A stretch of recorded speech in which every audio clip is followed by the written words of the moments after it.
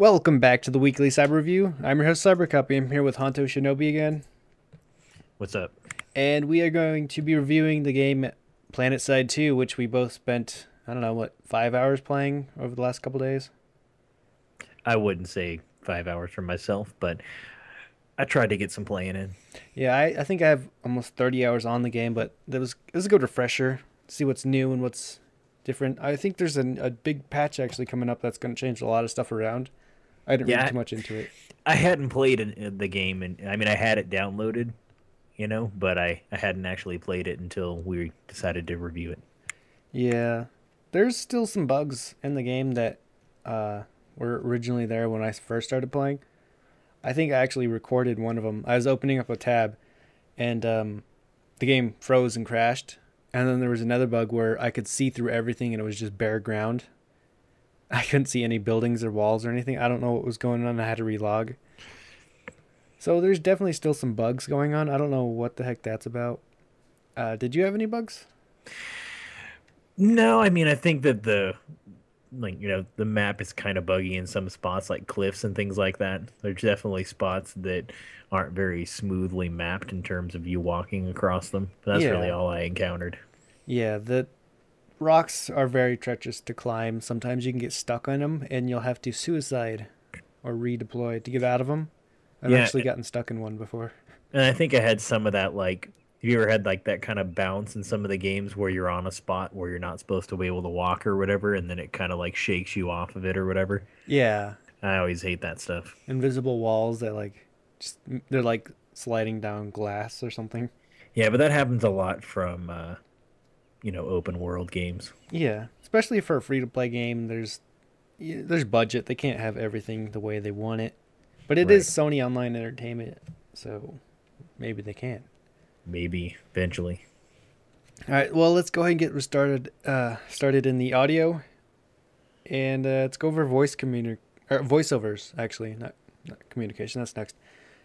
For voiceovers, I didn't really notice any, but sometimes you can yell or you hear the commander or like the main objective, like the base has been lost, the generators are out, and stuff like that. And then you have like all these self commands like help or heal or thanks or enemy over there, which is really well voiced over. There's nothing amazing about it. It's nothing that's like, oh, that's like no other game does it.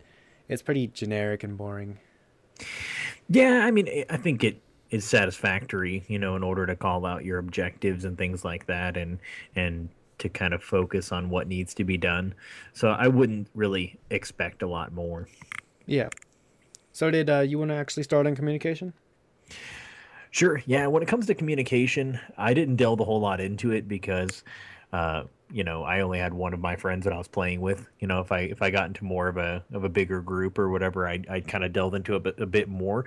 But I mean, the sound quality seemed to be fine. I could see that there definitely is voice communication as well as the command communication and then text communication. So they have, all the different facets in there that a player may need in order to communicate different things. So I think it did its job there. Yeah, definitely. There's actually voiceover in game, so you can talk with your open mics, which I turned off because sometimes you get by that annoying dude who's just blaring music out over his headset, and it's really distracting and not cool. Yeah, I think it's something that would be cool for like when you're playing with friends and things like that. But when you're just in like a map with a ton of people on it, it can get cluttered pretty quickly. Yeah, especially the annoying kid who's yelling at the top of his lungs when he gets killed. Right. That's really annoying. I didn't encounter that a whole lot though. I kind of just, encountered the people that were actually trying to, relay objectives and strategy. Yeah, we had a lot of smaller fights going on. We Right. mostly most of our fights were actually defending. I think we only captured like what three bases. Most of the time we were defending. Yeah, the first time we logged in, we actually were poning. Like we were along with a pretty big Zerg, and we just were taking objectives. But then, the next time we logged in, it was pretty much all defending. Yeah. No, for music, I know you said you really hated it. For Yeah, I mean, I really don't like the music in games in general, and as I mentioned before, I usually shut it off. But I tried to keep it on for a little bit in this one, just so I could get a feel for it, since that's part of the review. And I I just think it was kind of, it wasn't that it didn't really fit the genre or whatever. I just think it got annoying pretty quickly. Yeah, I thought it actually fit the genre really well. I kind of liked it, but I don't like the music on while I'm actually playing because you want to be able to hear that dude walking behind you instead of the music in the background. But Yeah. I don't And from the know. limited time I kept it on, it didn't seem like it varied very much. Yeah. It's always pretty much the same music, so that gets annoying too when it doesn't change. I think most of the time when the music came on, it was after you take an objective. It'll have like a little song for like a couple seconds, 20 seconds or so. Right. It wasn't too bad during the fight unless it's like, keep fighting. And then it does like a little inspirational music type thing. Yeah, I don't think it really takes away from the game, but it's definitely one of those games where I would just right away shut it off. Yeah. As for game sounds, I thought they're really well done, especially for like the oh man, the aliens. I can't remember. They use like plasma and electrical charges for their weapons, and they actually have a different sound, and it sounds like energy flying through the air. It's not crappy like, oh, it's just nothing there.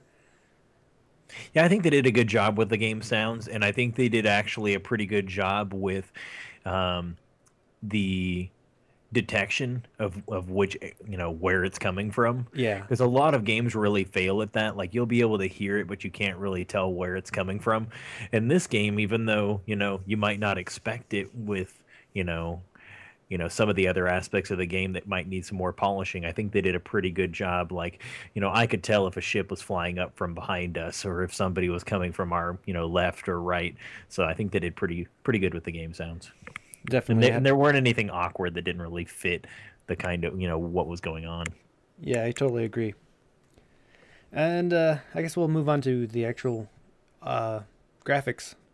As for the quality, I scaled mine down to medium just so I wouldn't have to get any lag while I record with Fraps. I wasn't sure if I was in lag. And they were still really amazing. I had the field of view where I wanted it, the render distance where I wanted it. Nothing was like, I can't see that guy shooting at me, even on medium settings. You can see most of the people that are shooting at you unless you're getting shot from like 4 different angles and they're up in the hills sniping you. Yeah, I think that the graphics were there. I mean, I don't think they were super impressive, but I think that they were pretty good for an open world style game. I don't think there was. I mean, there wasn't as much detail as I might like. Yeah. For most of the planets that most of the planet that we're on is pretty much the same kind of terrain. Except for inside of bases, it kind of changes up a little bit. But obviously, I didn't play it a whole lot. But I think that with a big open world like that, that could be an area of opportunity. Is kind of putting Biomes. different settings to go into. Where you might be in snow or a forest or in a desert or whatever. It seemed like everywhere that we played in was always just kind of desertish. Yeah, it's desert or grass. There's a couple big Yeah. trees that you can like jump up to and snipe from, but no, yeah, you're right. It is kind of bare in Yeah, that and respect. that might be part of the lore that I just didn't really look into, but I think that it would give a little bit deeper feel to the environment if it had a little bit more detail put onto the map. Yeah, I don't think it really takes away from the game, but I didn't think that the graphics were super impressive. Yeah. As for videos and cinematics, I don't think they actually have any, but this is the type of game that you don't really need any for. It's kind of like a MMO shooter up. You get 100 people on this base, 100 people or 150 people trying to kill that base. There's not too much to the storyline besides fighting for resources so you can kill the other people. Yeah, I think when it comes to the, videos and cinematics, I think it probably would be irritating if there was any videos during like respawns or anything like that. With how quick paced the game is, I think it would probably take away from the gameplay to throw videos in there. I mean, the only area of opportunity might be maybe like on the load screen when the game's coming up or whatever, maybe put a video there, but it's not important. True, true. They could totally use something on the loading screen like, join the Terran Republic. The fight needs you, or something like that. Yeah, Something just to to like hype it up inspire a you. bit. Yeah. Yeah. Yeah, that'd be a good idea. They should do that, definitely. Hmm. As for visual upgrades, they actually have a lot. It's way too much. Way too much. No, I'm just kidding. There's never enough. But you can get helmets, custom helmets. You can get decals. I think you can get like stickers type or tattoos or something that goes on your armor. You can outfit your vehicles with different type of camo or different type of paint jobs. There's a lot as far as visual upgrades goes. Yeah, I looked into it a little bit. I mean, I didn't get into it too deeply because, that's the kind of aspect where you delve into where you have to spend real cash. So it's not something I could really try out or anything like that. But they definitely gave you options to make yourself look unique, which I think is always a good thing if you are a fan of the game, because then you can support the game and, have kind of a custom unique look. Yeah. There's so many different skins and helmets and everything. It would be really hard to get two people to look alike without them actually trying to look alike. Yeah, and I would imagine they're different for every class. All right. So did you want to open on the movement and the reaction time? Sure. When it came to movement and reaction time, besides some of the bugs I was talking about, I thought it was pretty fluent for a shooter game. I know that it's on the Unreal Engine, or at least I assume that it is from the controls and everything. And I don't really think that there was really any areas of opportunity when it came to that. It seems like everything was pretty fluent, and as you had mentioned, it, you know it can start to get complex when you mix in the key bindings and everything and the different kinds of classes. Yeah. For movement, I kind of want to touch on that. Like actually flying the airplanes, Yeah. it takes a while to master, but once you master it, you're god up there. There's nothing that could kill you. I saw some people, or two people actually, they're really good pilots, separate sides. They were dogfighting for a good 3 minutes. That's Yeah, that's impressive. I tried that briefly. I was gonna touch on that actually. Like once I finished talking, I had forgotten about that aspect of the gameplay because I focused so much on, running around on the ground or whatever. But Yeah. when I hopped into a ship, I was actually pleasantly surprised with how difficult it is to fly. And I know that might be kind of a strange sentence to say, but I like the games where it requires skill when it comes to flying. That it's somewhat realistic. Maybe not like ridiculously realistic where you're gonna be crashing constantly, Yeah. but it definitely, I can see that if somebody is good at it, they would have had to have put some time into it to figure it out. I think it would definitely make it easier to master with a joystick, but using the mouse and keyboard, it's perfectly fine. Actually, if we move on to our next topic about controls and key bindings, there's three separate key bindings that you can use. I think there's four. There's like a general, then there's infantry key bindings, there's vehicle key bindings, and then there's aircraft key bindings. So all of them can have a different setup, and you can make them unique to where you're driving and shooting with your keyboard instead of your mouse, or you use your mouse to drive and you fire with your keyboard or something. Everything's customizable in that game. I loved it. There's so much you can do. Yeah, that's something I really look for in games. It's always disappointing when I log into a game and it won't let me redo the key bindings. There was a game I played recently where I couldn't do that, and I actually quit playing it pretty quickly just because I didn't like the way that the controls were set up, and I couldn't change it to something I was more comfortable with. So that's definitely really good to be able to go in there and change it to something that works for you. Yeah, I guess we could actually talk a little bit, but there's I think there's four different vehicles you can drive and three different aircrafts.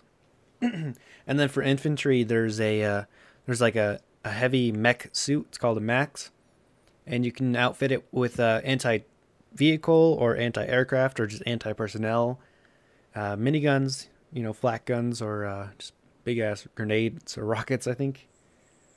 Right. Well, I thought we were going to cover this. I mean, that kind of starts delving into the weapons aspect of it too. Yeah.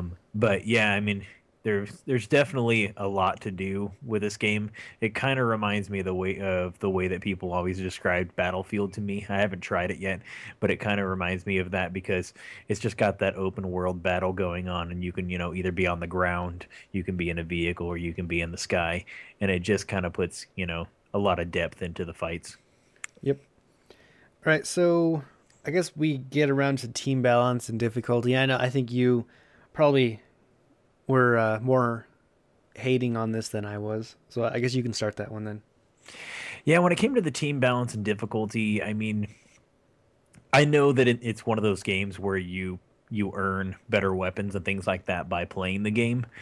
But when you first log in, there really isn't any way that it gives you, kind of like an opportunity to maybe play with people that are around your level or something like that. You pretty much log in, find a spawn point, and go in. And so you could be playing with somebody that's, rank 1 or somebody that's rank 100. And it's a pretty significant difference if they're that much higher rank than you, because they can have a gun that can two-shot you where you have to unload a whole clip into them in order to kill them, if you can kill them at all. Most people that I came across that were higher ranked than me, I could barely burn through their shield with my gun before they would kill me. So I think that that's an area of opportunity when it comes to balancing in the game. And then also when it came to, I know that there's 3 different Races.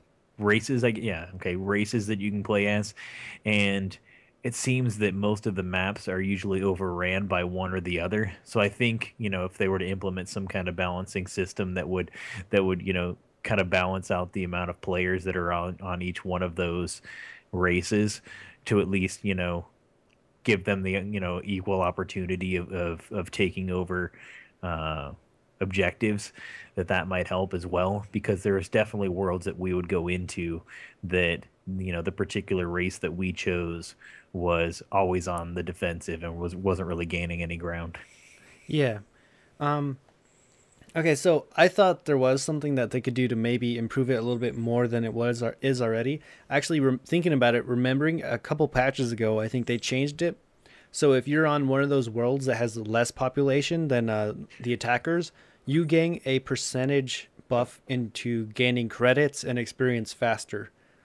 So if you actually play on those lower population servers, they have more of an incentive because you're earning more credits per hour. But then again, it's kind of harder to get those credits because you can't get in a big Zerg group and just easily take over bases, get a couple credits every time you do that. You're trying to defend a base, and you might lose it, and you maybe get a credit instead of getting 2 credits on the other side.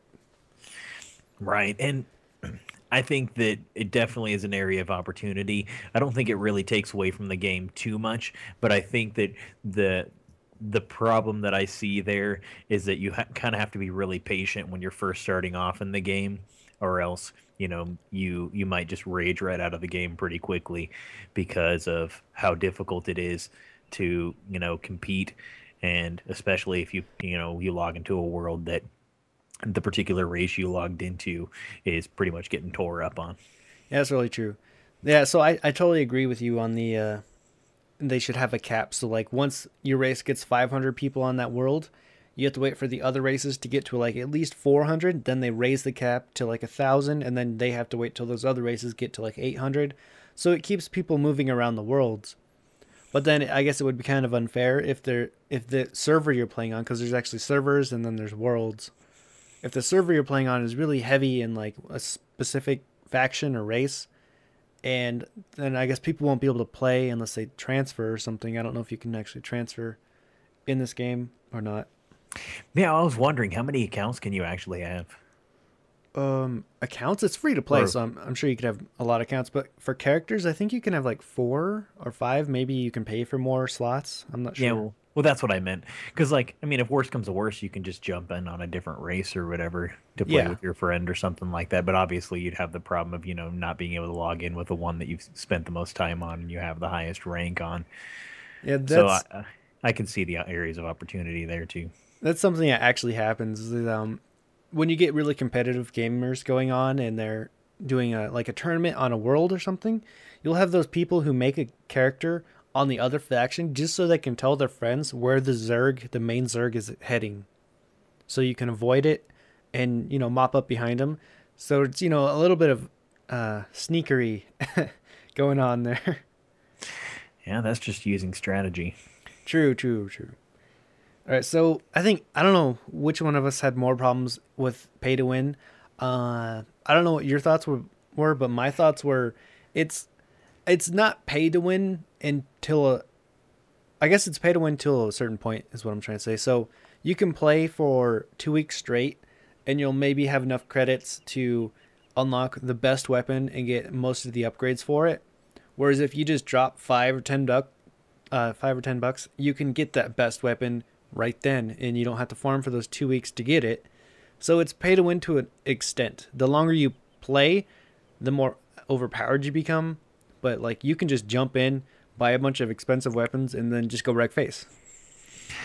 Right. I think that that's something that kind of took away from the game a bit because I mean it definitely gives an advantage to those that pay. But obviously you can grind your way up there as well. But it makes it to where someone that's willing to invest in the game it can buy an advantage.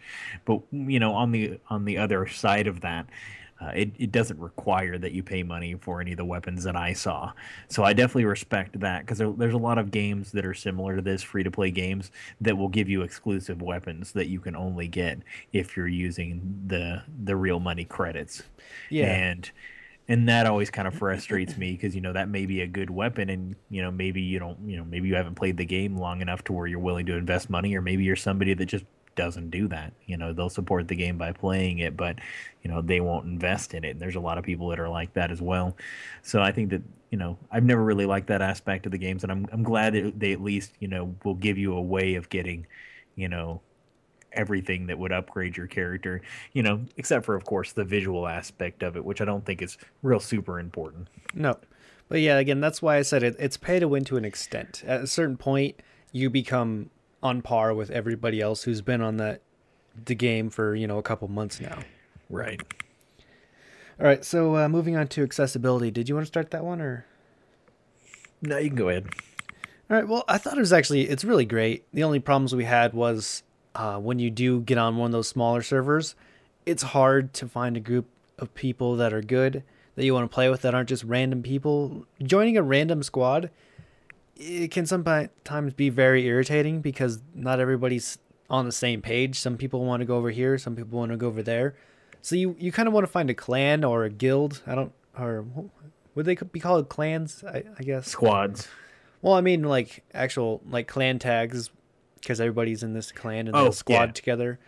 Right. Yeah, it's not a guild. That would be more for RPGs, but if you'd want to find a good clan if you really want to invest a lot of time in this, and that way you can go play with your clan members who have a like-minded scenario. Okay, let's go take this. We'll defend this one while our other squad goes and ninjas that one behind them.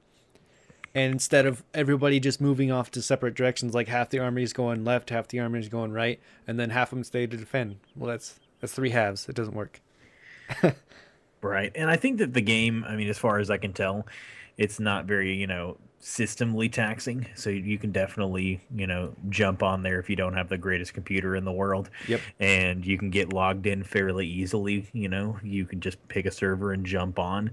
I don't think it takes a real ridiculous amount of time to get logged on. I think it's about what you would expect from an open world game, to load up the maps and everything. It seems pretty easy to jump around to the different worlds and everything and get to the right place that you need to go to. You'll have a little bit of downtime if you're trying to swap or whatever, so that part goes pretty well. And when it comes to squads, I mean, it probably is going to take experience and time playing the game to find players that you like to play with and that you can make a good squad with.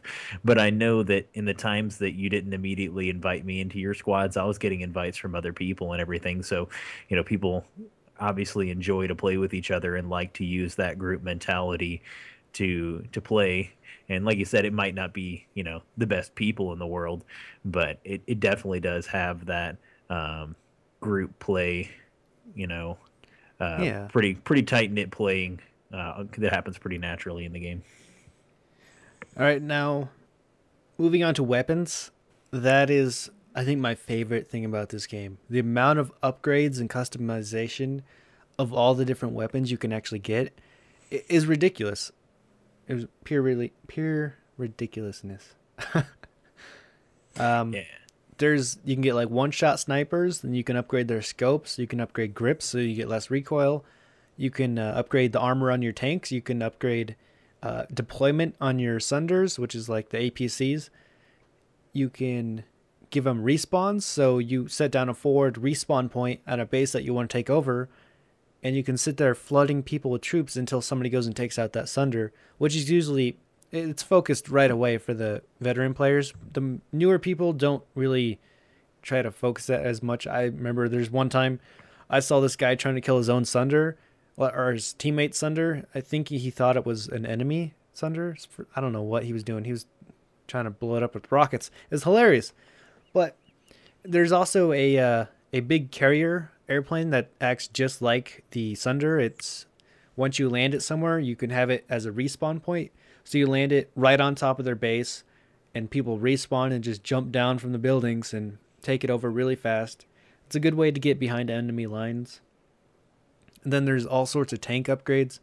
You can have it so your tank is purely for AA instead of anti-tank, or you can have it for anti-infantry. There's so much customization for weapons. I could talk about it forever. There's let you say some stuff about the weapons. Well, I delved into a little bit. I mean, I don't think I really played it long enough to really delve too deeply in it. I mean, most of my experience with the upgrades were getting wrecked by other people with higher rankings that had better guns than me, and that's how I could kind of see like, oh, eventually I can get a sniper rifle that will, two-shot me, where right now, unless I'm hitting them in the head, I have a super hard time getting them. Getting them down and stuff like that. So, but I can definitely, I delved into it a little bit, and I can definitely see there's a lot of depth in that.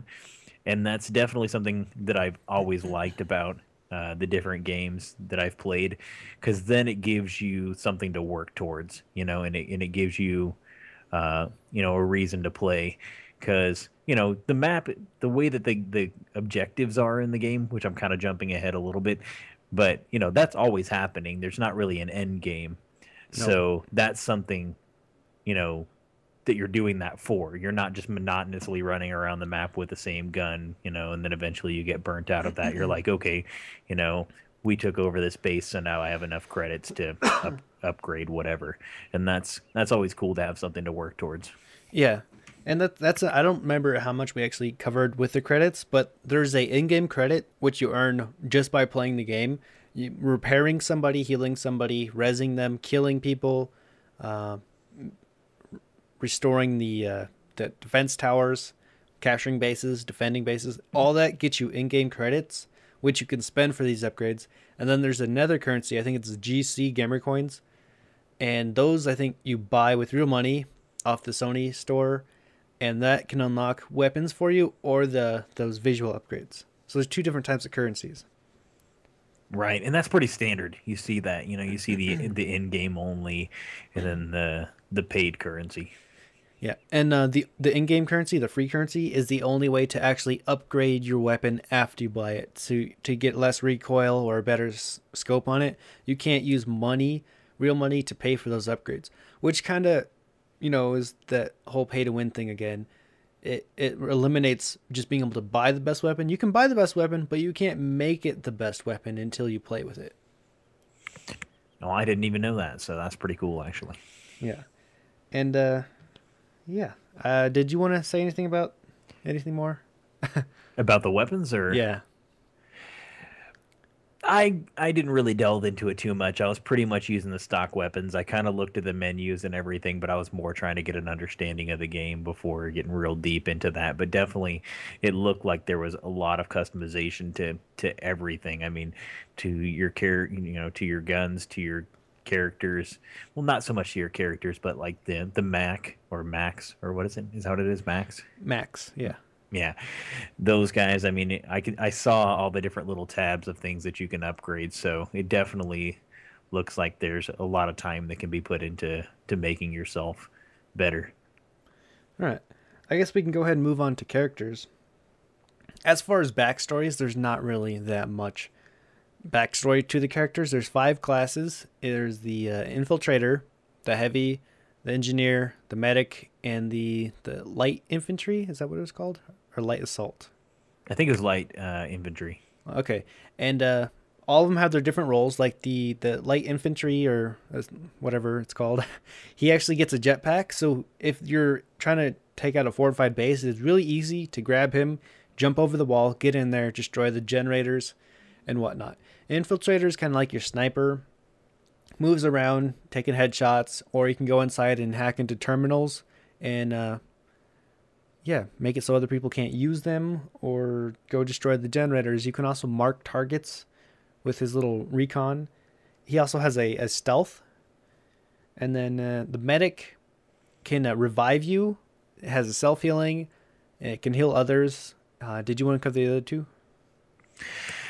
Well, I probably don't know about it as much about it as you do, but of course, there's the engineer, which of course, he's got his guns and everything. But from what I can see, he has the ability to repair, vehicles as well as Max, which is the only way that they can be repaired. As Yeah. far as I can tell, they can't go to the kiosks like most players can in order to heal themselves. So it's important that they have those engineers to support them, especially since they're the ones that you have to pay in order to spawn. They're not a free spawn. They don't cost too much, and then that they also have the ability to set up a turret. Which I don't think is like a turret that just goes by itself. That might be an upgrade though that I didn't notice. It looked like some of them didn't actually have human controls on them, so that might be an upgrade later on. I don't know, but I think that mainly they're setting down like a manned gun that they can man or somebody in their squad can man, and then they have the max, which you had mentioned earlier to me that you can set up Yeah. them to either take down people or or vehicles, and they have that real heavy armor to them. They move a bit slower. Not they actually don't move as slow as I think they should. Well, yeah. But um, The Max, I don't think it's one of the main characters. I think the other one was the heavy assault. oh yeah, heavy assault. Yeah, and the heavy assault they have their machine gun, the rocket launcher. They have more health, and I'm A I'm probably missing something. They have like a shield wall, an energy shield. That's its function. And what it does, it's like I think it's 50% reduced damage. I'm not sure on those numbers. Is that their F key? Yep. Yeah, I think I used that once by accident, and Yeah. I It didn't even know what it was. it makes you I'm a really noob. tanky. I've taken a tank shot point blank at me with that thing on. I almost died, but I lived. I lived. And then I shot a rocket and took him out. Great. Yeah, that rocket launcher is significant. I mean, I've seen just a few heavy assault guys take down aircrafts and stuff. So Oh yeah. that's pretty awesome because it's not one of those games where you have to spawn another vehicle to take out the vehicle. There's classes that you can switch to in order to take them down, even if you don't have any vehicles in the area. Yeah, you can also get like landmines and C4, which is most common for taking out vehicles because I think it's just one of them. It'll take it out. Whereas the rocket, it takes I think 3 or 4 shots depending on the upgrade of the tank, unless you buy the bigger ones that have like heat sinking, and those are the ones that'll really take out the air in one shot. Well, the smaller one pilot airs. Right. Was there anything I missed on the engineer? Don't think so. Have you ever seen any Oh, like self-moving turrets, or is it always like manned? As far it's as you always know? manned. Oh, Okay. did you mention that you can drop ammo for people? Oh yeah, I didn't mention that, and I did do that actually by accident one time. So yeah, you can drop ammo for people, and he's the only class that can do that, and that can be really helpful for like the max. It seems to be that really burns up ammo fast. Oh, as far as getting credits, I think engineer is actually the fastest way to do it because you can actually, when you drop an ammo pack, every time somebody picks that up, that gives you points towards your next credit and points towards experience. So it's really good to constantly drop them in your big groups because you can get a whole credit if there's like 6 people there and they all need ammo. You can get a credit just off that. Right, and you didn't you say that the engineers were the only ones that could take bases, or was that? Uh, no, I no. thought you had said something like that. They So they are can there repair the turrets on the bases. uh, are there any? I mean, there's no extra value to capturing for depending upon what class you are, right? No, Okay.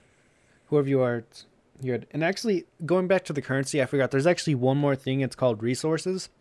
So you have infantry resources, vehicle resources, and then air support resources. And each one of those are different to spawning in vehicles. That's what you actually use over. You don't use currency to spawn in vehicles. Use that resource, and then that puts it on a timer. So say you want a tank, you can spawn in a tank. It'll take like 200 resources or 400, depending on which one you get. And then it'll put it on a 20-minute cooldown, and you can upgrade to lower that cooldown with upgrades later. But there's actually a whole nother thing in there. And to get resources, you actually have to take over bases, which I guess we could talk about just moving on into objectives. is you get resources by holding separate bases. So you always want to get the most resources you can out of what you have. So you don't want to waste time, spending 30 minutes fighting over a little piece of junk land when you can go over there halfway across the map and ninja somebody else's resource node or resource point, hold that base for a little while, get some resources for your whole everybody on the world, and then you can get some more air support or more tanks, or use the infantry points to get grenades or more max units. Well, that sounds pretty awesome. Yeah, I know you told me that there was like a cap to that, right? And then you just have to spend your Yeah, resources like they cap out, they so that cap it's out. not something that farm for a super long time. You just get them and then use them. Yep. So you don't want to be shy about building a tank. Oh, I just got enough resources, because you're always going to get more just playing. You can sitting idle in the base, you'll get some. Is there anything else you kind of want to capture or talk about on objectives? I think there's only really one objective. Yeah, I thought that was definitely an area of opportunity for the game. I mean, it's a cool game, and there's a lot of cool stuff that you can do in it. Yep. But if they added more objectives to it, I think that would make the game a little more entertaining. Because I mean, from my short time that I played it, I think that that's the part that can get kind of old. Is okay, we took this base, oh, they're going to take it back. Oh, we took this other base, oh, they're going to take it back. So I don't know. It seems like Yeah. there could be more objectives that could be implemented that would give the game more depth.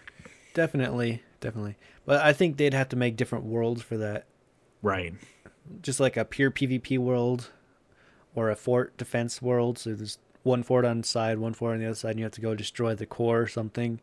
There's a lot of stuff that they could do with that. And I think they'll be bringing that out in future patches. And I think they've actually been talking something like that about making more objectives, because that, you're right, it gets really repetitive and boring. The only thing that saves it is the gameplay, and getting upgrades for your vehicles so you can do different things with that same vehicle.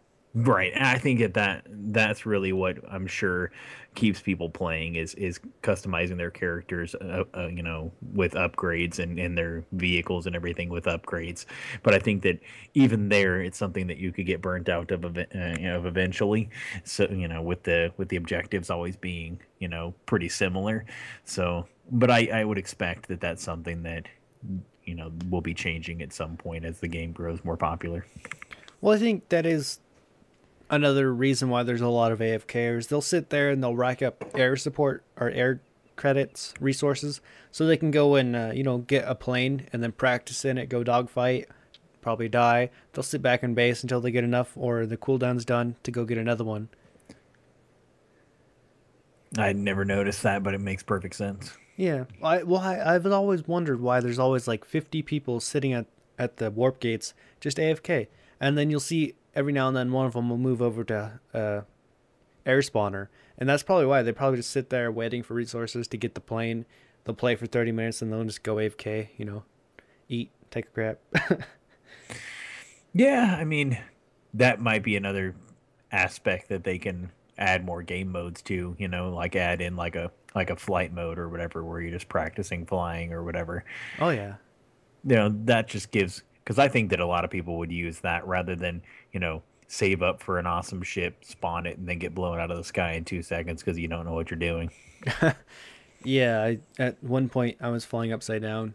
Um, don't know how it happened.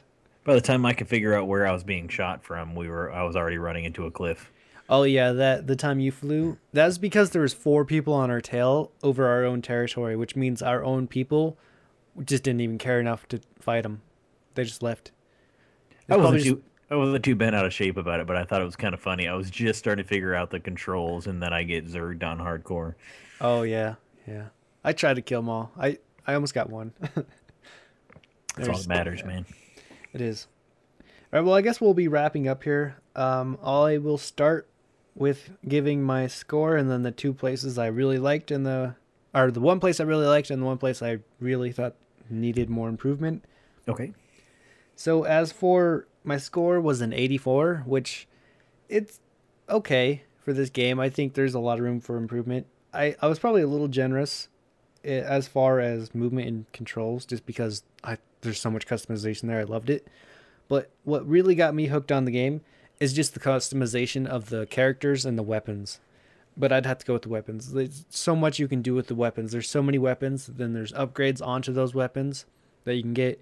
It's amazing. But as for least liked is probably the team balance or difficulty type.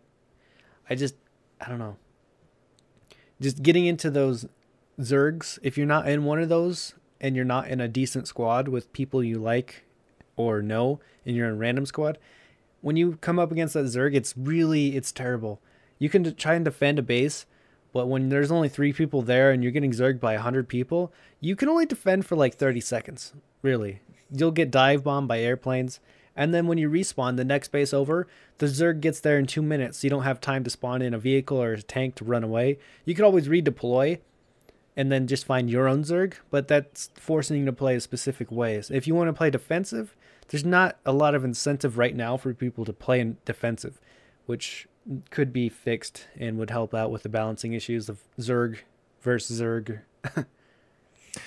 Right, and I think we pretty much have the same plus and minus. I think when it comes to the good things about the game, I would say for sure what is best about the game is the customization, and I really think that that's what holds people's attention and gives them something to work towards in the game, Yeah. which is definitely important. And if you're gonna release a game, it's got to have that replayability and something to work towards. And I still think that aspect can be frustrating when when we're talking about the team balance. Experiencing it as a new player jumping in right away, I can see that most players that I'm going up against that have more hours logged in the game have a pretty significant advantage, in my opinion. And then, just as you had mentioned, you can jump onto a world where you spawn in and you're dying every 2 seconds, because that particular holding is getting overran. And it can take you, it seems, it can take you a pretty decent amount of time before you get in the rhythm of things and you find a good group to roll with. Because Yeah. just running solo, I mean, unless you're really lucky, you're probably just going to get wiped by a group almost every time. Yeah. So what's your actual score? Oh, my actual score was 80, which 80? I don't think is a bad score. I think it's a pretty decent score for the Yeah. game. I just think it has a lot of areas of opportunity. But I definitely think that as long as they keep putting, more attention into it, and it does seem like they are, that it's definitely going to get better. Yeah, I think that the objectives is probably one of the main reasons I did end up taking a break from it. Like I do, like as much as I love the gameplay and its replayability, only attacking the defending bases gets boring after a certain point. Yeah, I only played it for a certain amount, a very short amount of time. I played it for a good, couple hours or so, just for the sake of the review and try to get a good feel of everything, Yeah. so I would be able to touch on everything. And just during that time, I found myself saying to myself a couple different times, like, really, is this all there is to do in this game? Is either attack or defend? And it's not even so much defending. It seems like once a base it begins to be lost, everyone just abandons it. Yeah, they do. They run for the hills. Right. Except for everybody who's stubborn like me. We'll fight till the last man. Yeah, we did. I mean, I got killed probably like 9 times in a row Yeah. when this base was just getting zerged hard. But I wasn't going to give it up. I just wanted to actually get a kill, and I think I did. If I remember correctly, I think I came out as a max or something and blasted somebody and felt a little bit better about dying over and over. Yeah, there's actually a really cool clip. I don't know if will be in the video. So, is we're attacking a base and they have a force field on the outside of the bases, so people can't pass through or shoot in. You had to get in there, infiltrate it, take out the generators, and then you can get in, get your artillery in, your tanks. But a tank came charging out right behind Honto. As Honto's trying to kill somebody, the tank. I pull up my rocket launcher as soon as I see it. I fire, but the tank runs over Honto and then runs over one of his teammates, and I blew up the tank. It's just epic. Yeah, you'll need to include that one. And I didn't even know what happened at first. I was just shooting some guy, and all of a sudden I was dead. Yeah, That's one of the things that does kind of keep you back. Like those cool stories, that one cool thing that happens in that 2 hours of gameplay makes that 2 hours of gameplay memorable. Yeah, like when I, found somebody that didn't see me and shot him in the back of the head. Yeah, point blank. That was good enough for me. With how many times I was spotted first, it just feels awesome when you spot someone first and get that stealth kill on them. Definitely. And that's hard to do with that map. I mean, that desert overlay, you stick out like a sore thumb. You do not blend in. Yeah, the only advantage is it is a day and night routine. Oh So yeah, we didn't mention that. yeah, totally forgot about that. But that is one of the things that makes it interesting. Having those night battles, you can totally ninja a base without anybody seeing you because you can just run right past them, go down like a cavern or something, hide in the hills, right past their main Zerg, go behind them, ninja that, and then flank them. Yeah, it definitely sounds like pretty cool. I only got limited time of the night play, but it also seems easier to bring in vehicles in the night as well. Like you can get Yeah. a pretty decent fleet of vehicles rolling in to where they don't even realize that you're coming. Oh, especially if you turn off the headlights, nobody can see you. Right. It's great. All right. Well, is there anything else you wanted to cover about this game before we call it reps? No, I mean I had a lot of downsides to say on the game, but I definitely would say that I like it and I would recommend that people play it.